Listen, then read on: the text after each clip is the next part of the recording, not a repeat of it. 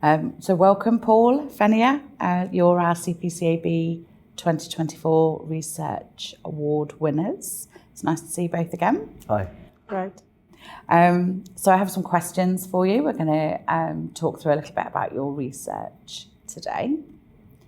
So the first question, could you start by telling us what inspired you to carry out your research? Yeah, so we're talking about personalized learning in the context of counselling training. And we've been both teaching for a while now, and we are very conscious of the fact that this discipline engages students in a developmental process, which brings a lot of identity shifts and a lot of unlearning that takes place before their learning. They're questioning their values, their beliefs. So we really wanted to attempt to capture what matters to students and what drives them to be enthusiastic and engaged, despite the challenges that they often face in their personal lives, which then becomes a motivation to come and train as a counsellor. So we hear a lot of stories about, what brings them here, in terms of they may have history of trauma, or they may have a real sense of calling, a real sense of, of a mission attached to it. There's also the concept of the wounded healer, if you like, where people want to make a difference. So in an attempt to capture that, we got together and said, okay, we need to ask the students what works for them. And also that falls into what universities call the TEF, the Teaching Excellence Framework. So we also have to have a way to evaluate whether what we do works and how can we do better. So this, two strand of, wanting to really give voice to the students and tell us how do they learn, what is that drives them, what is it that sustains them in that, because it's not easy to train as a counsellor. And at the same time, what is a way that we have to evaluate what we do? And Paul, do you want to add something? I think what we realised is we do something quite special in counselling training. And that goes across, I think, a lot of counselling organisations do that, but we hadn't really captured it in the pure form of all the things that we do. And it's often interesting. We do all this great stuff, but we don't kind of formalise it. And we also wanted to share it with other people, because our students often talk about the things we do, especially ones that have come back to learning. They said, I didn't have a very good experience at school, or I did another course where it didn't work for me and I didn't feel I got what I wanted. So we kind of thought, why don't we kind of include the students in this? Because we're also aware that we have our perceptions of what we do, and we wanted to get the student perceptions, because actually, are we missing something? Yeah. Or can they tell us something else? And also that idea of what I suppose when we was sort of hearing other presentations that we heard a couple of weeks ago, that idea of participatory learning, that we really seem to be really a big thing at the moment, that people want that people feel empowered to be part of their learning, because it's changed. Learning isn't just standing up and an expert telling you what works. And actually, a lot of them students have got huge experience in life that they can teach us things. It's valuable, yeah. It is, yeah. And so we wanted to capture that and also see what came out, if there were things we didn't know. Because we'd never really, you often talk informally to students, but you didn't always sit down and say, what works here, what doesn't? We hear it, but we don't always get to capture it in that form. So that was a kind of, as Fenia said, a sort of a mission for us. And to understand how people, because often students don't make it through counselling courses because they find it overwhelming. So what enables people to stick with it and train and work through their difficult parts? That was another thing we was interested in, to see what can help people maintain their training and not be overwhelmed and leave or feel that they can't do it or get too emotionally.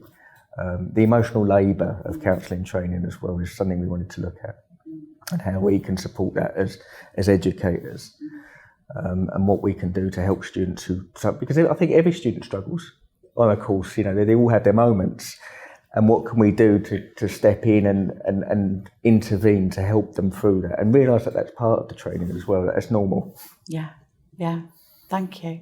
So how did you approach the research? What did you do?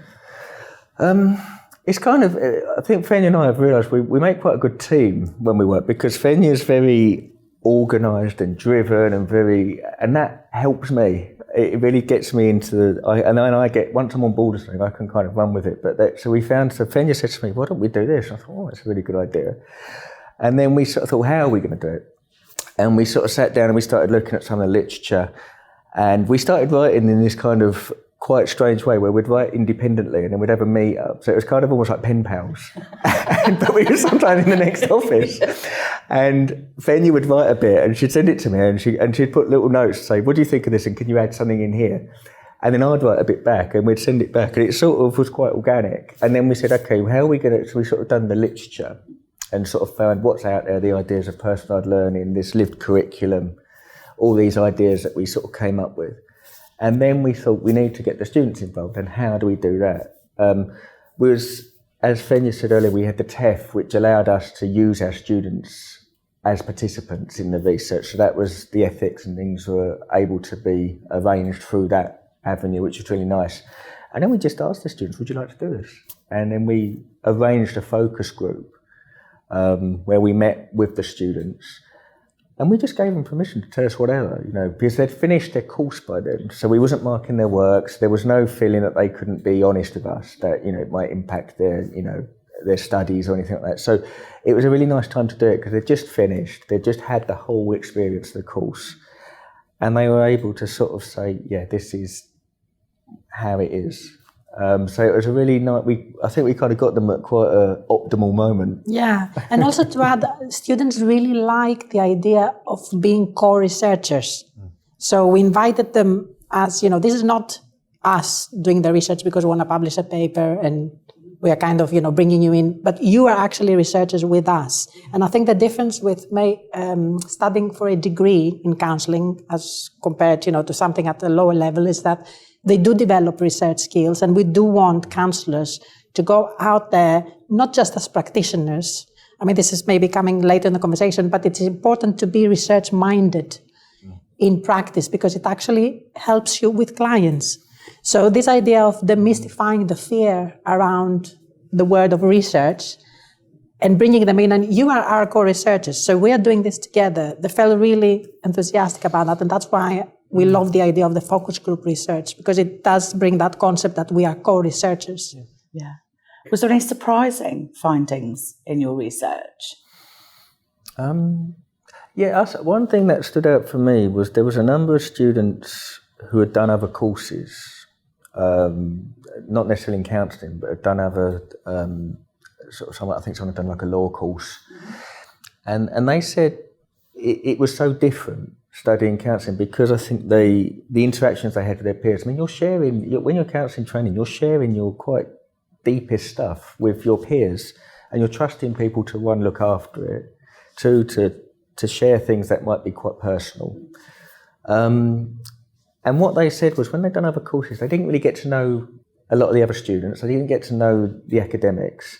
And the thing that really came out for us was that they really valued knowing about us. And again, when you're in counselling, there's always this kind of I suppose, taboo that the client must never know anything about you. You've got to be this sort of person that doesn't exist anywhere else in the world. And I think it's become harder recently with social media, and I think counselling has become a little bit more actually it's okay to know some things about your counsellor, and we've lost that kind of old-fashioned Freudian tabula rasa kind of idea of the blank slate and things, because it doesn't really work for contemporary support. And so we kind of embedded that into the learning. So the students know about our lives. I'm a new dad. I've spoken about the challenges of that, as a person who's got expertise in family therapy. My family's now troublesome at times because it's different to the theory, having a little baby and trying to manage that. And I share that because I say it's really taught me stuff. I've learned, things that I've done with clients, I'm doing myself as a dad. And I thought, oh, well, I've come unstuck a bit here. and when you share that with students, they can then say, oh, I'm a parent, or I've got, these challenges. And they got to know about us. And I think they valued that more than we realised, because we share to the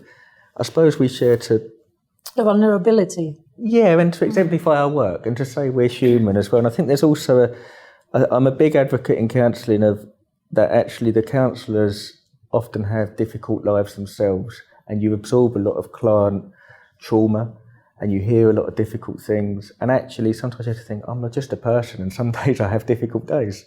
And students are the same, you know, some days they have difficult days, things get in the way. We have students on the course who they've been bereaved on the course, they've had divorce or separation, they've had ill children, they've had bad health, they've become homeless, you know, things that happen to people. And for us, it's important to realise that that's okay, then things happen, and sometimes you can't cope with them.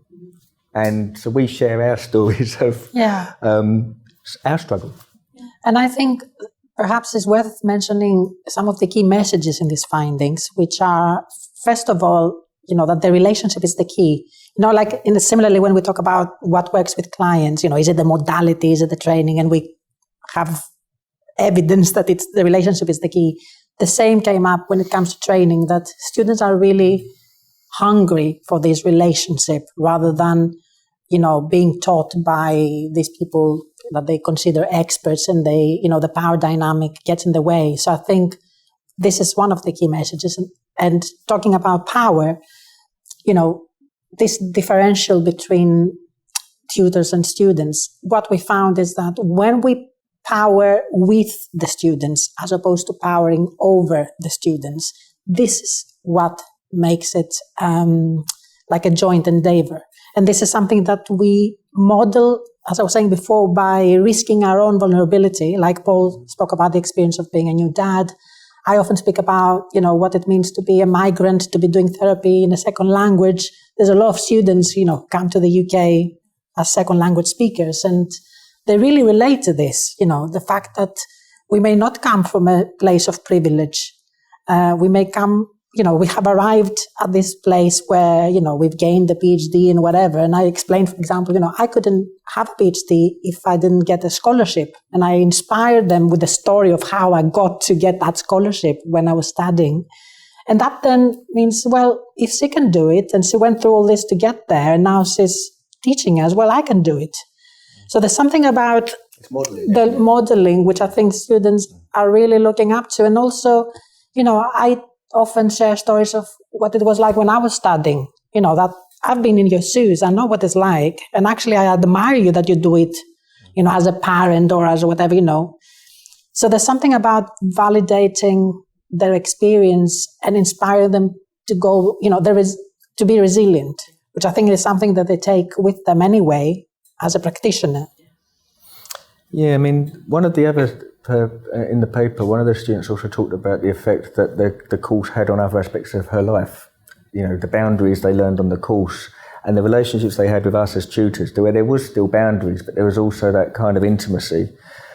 And she sort of said, actually, it's changed my relationships with my family, my friends, work-related, you know, it's kind of almost like an osmosis of learning, where I think when you do counselling training, it shifts everything in your life. You know, you don't just... so that was another thing that was quite...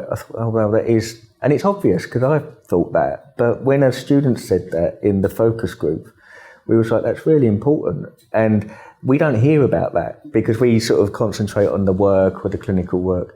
And actually to hear a student thinking, I've made all these changes in my life for the better as well, to say that I feel more empowered outside of the course. That was great as well, to think that this sort of stuff is almost becomes tacit, and you just start doing it. You start putting boundaries in, you start realising your reactions to things, your negotiation skills, all the things that you learn on a counselling course. Thank you. You've sort of started to touch on it, I think, but how do you think your findings have impacted on your teaching and the learning environment as you've sort of learned and what you've discovered through this research? Yeah. I think for me, it has confirmed what I intuitively knew in terms of taking those risks. Because I think a lot of counselling trainers may feel that, it is quite risky if I share my own struggles and if I make myself vulnerable in front of students, because of the transferential responses that exist sometimes, you know. Like students may see us as, you know, we're an authority figure in relation to them, or we may be seen as a parent or whatever it is that they perceive us as.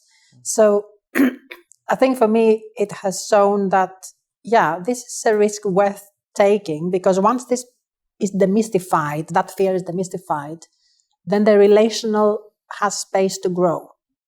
So it has given me more permission to do that, I would say. And also, I think there's a lot that we learn from students as well. This is something to not forget, again, especially since we work in a university when there's hierarchies and, things like that, that there's so much that I have been inspired by students to do.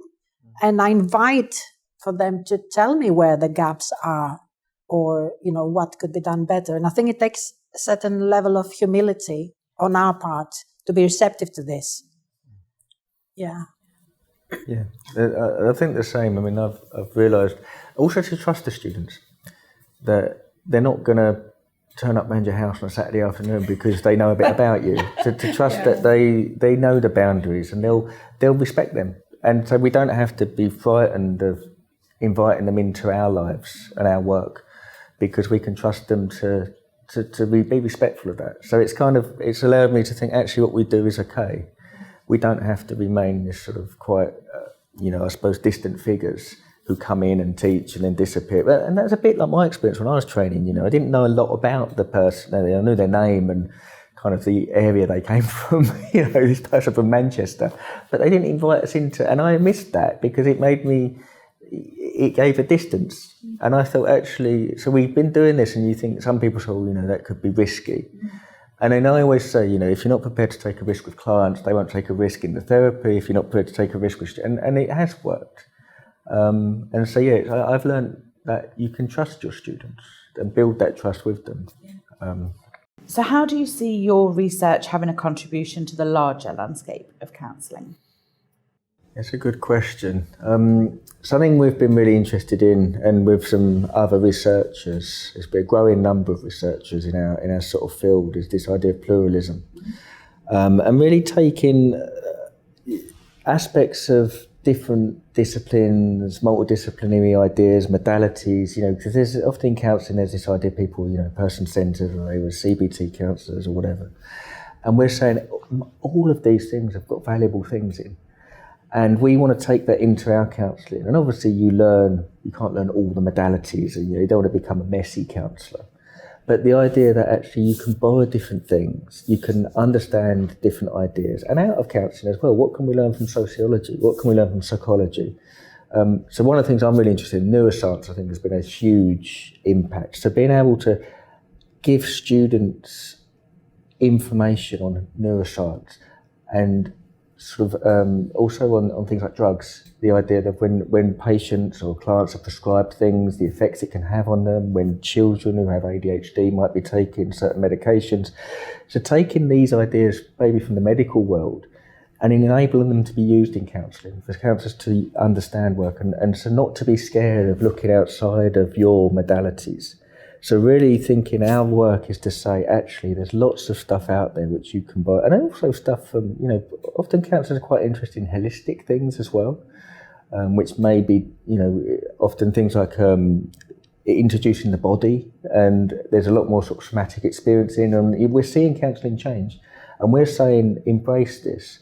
But be aware that you have to, it's like when you integrate things, you have to do it carefully. But be understanding that other disciplines are things to offer, and there's multiple voices that can speak in, especially where we've got more diverse communities, because other cultures, other ideas come into our counselling, and to understand how that impacts. So when you're working with a client, if their background is different to yours, what do you need to know about their background in order to help that client? When I work with family therapy, for example, I always think about what's the culture of the family. Some families shout at each other, not because they don't like each other, but they're noisy families.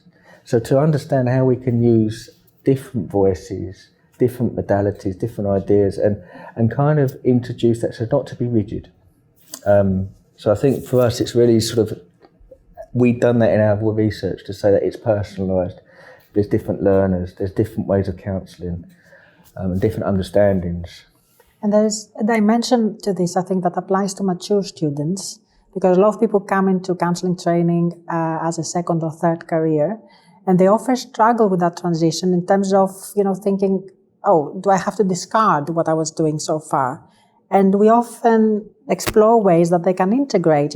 Somebody may be, I don't know, we have people who have been into nursing, we have firefighters, we have hairdressers, we have police officers, people who have been in different careers before and they come into this now. So there's also the question of, okay, how can I use this multiplicity of skills and my life experience into this new profession, which again is encouraged when we give them the space and the reflexivity and the critical thinking. Again, these are very core to actually explore that and make that transition successfully. Yeah. Lovely, thank you. Slightly more generalised question. Why do you think research on the whole is important in the field of counselling?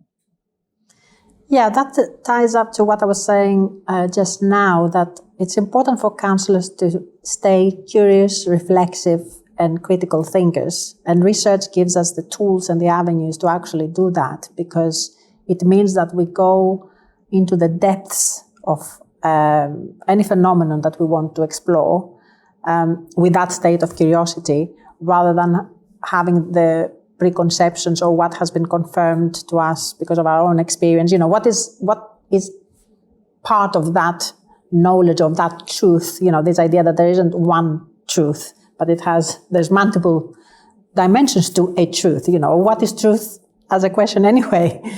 And be open to discover dimensions that were out of our awareness. So if we don't do that, then how do we evaluate our work? How do we know what works? How do we improve? How do we expand? How do we become better?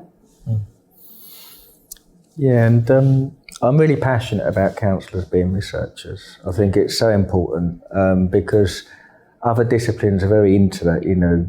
The best medical researchers are the best doctors. They're the people who practice, they're the surgeons. I do these operations and then I can evidence this work. And so often in counselling, I think we sometimes lack the confidence to be the researchers of our own work.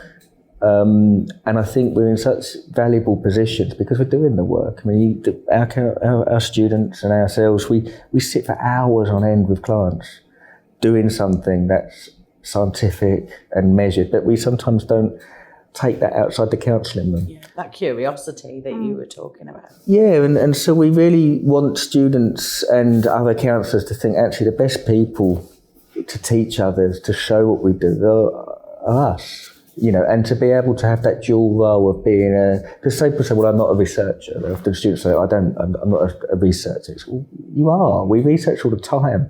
When you work with your clients and what CPD you're going to do, what type of work you're going to do, who you're going to work with, if you're interested in working with a specific community or type of person. So we want students to not be afraid of research. And I think the other thing as well, I've worked in industry for, where commissioners commission projects and they need evidence, they want numbers, does it work? And I know sometimes in counselling we're a little afraid of that, with what I do can't be distilled into a number, or we get a bit esoteric and a bit mystical. But we have to demonstrate it, because if you want someone to give you a big pot of money to put a brilliant intervention in a school, you've got to show them it's going to work. Why would the school or the council pay a huge amount of money when they need all sorts, they need the roof fixing or they need this? What makes this worth doing? So I often say to students, if you can research what you do, evidence it, show it works, show the kids will learn better or their mental health will improve by what your intervention is doing, then a commissioner would be mad to not take that and say, yes, this is worth giving a pot of money to. So it's really important that they're getting that connection between practice, evidence, and keeping, because we need funding. One thing in counselling we know is that everyone needs it, but no one's got the money to pay for it. So it's really important how that funding can be negotiated through evidence. So for me, again, and that builds back into that sort of social, political power, that it's important that we get the mental health treatments we need, we get counsellors in schools, we get counsellors in workplaces, because people need them. Thank you. So do you have any future research projects, any areas of study that you're excited, both of you, to explore based on the current research, or is there something entirely different out there for you now? Yeah, on this topic of personalized learning, in this research we looked at the relationship between the tutors and the students. Now we want to take it a bit further and look at institutional dynamics and how, for example, leadership styles in an institution affect that experience. Because we're not, we are working in a system, like here, for example, it's a university, so we are employed to teach, and there are people that are managing us, and there are people who make decisions about students and about the organization as a whole. How does this affect the learning experience, and what do students think about that? Sometimes I think we think that this is an invisible dimension, but actually students do tell us and do ask us about the culture. So I think there is that systemic and institutional dimension that we want to look at. That's our next project. Yeah, definitely. And I suppose in a way we're sort of pulling the camera out a bit, because we've looked at the sort of under the microscope what we do day to day, but then we kind of pull it out to see what happens around us. Yeah.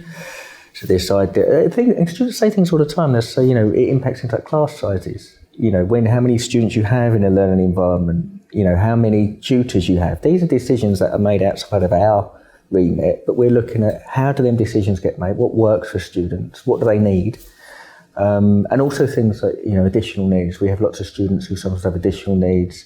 When can classes be scheduled around childcare and schools? Because often students are parents, or they've got care commitments.